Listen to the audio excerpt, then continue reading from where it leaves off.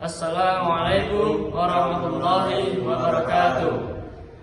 Kami dari kelas 10 Putra akan mempresentasikan terkait materi pembelajaran PAI bab 1. Sebelumnya kami akan memperkenalkan diri kami. Saya Faizuddin Rohani Nur Rasid. Saya Binatari Wibara. Saya Kalfa Ahmad Al-Semeca. Bab 1. Meraih kesuksesan dengan berkompetisi dalam kebaikan dan etos kerja. Perlu kalian ketahui bahwasanya Allah Subhanahu wa taala menciptakan kehidupan dan kematian untuk mengukur amal kebaikan kita. Manusia akan hidup di akhirat selama-lamanya, sedangkan di bumi hanya untuk singgah sementara. Oleh karena itu, kita sebagai seorang mukmin yang bertakwa hendaknya kita memperbanyak amal saleh agar mendapat kebahagiaan di akhirat kelak. Hal ini bisa disebut dengan berlomba-lomba dalam kebaikan.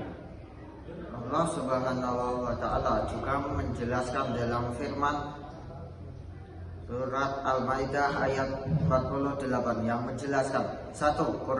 Al-Quran diturunkan dengan hak. 2. Kitab Al-Quran berfungsi membenarkan kitab-kitab terdahulu. 3. Kitab suci Al-Quran juga menjadi pengawas kitab-kitab terdahulu. 4. Allah Subhanahu wa taala menjadi Al-Quran sebagai pedoman hidup, dan seterusnya.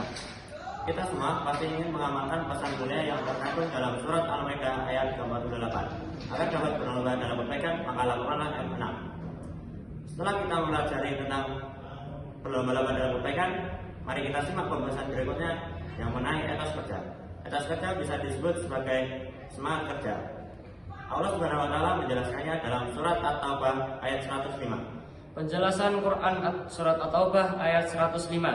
Allah Subhanahu wa taala memerintahkan kita untuk beramal saleh hingga manfaatnya bisa dirasakan diri sendiri dan orang lain.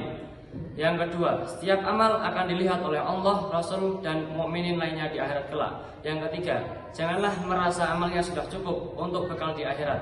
Yang keempat, setiap manusia akan kembali ke kampung akhirat dan menerima balasan perbuatannya. Secara rinci, tujuan bekerja dalam Islam adalah sebagai berikut: 1. Meraih ridha Allah Subhanahu wa taala.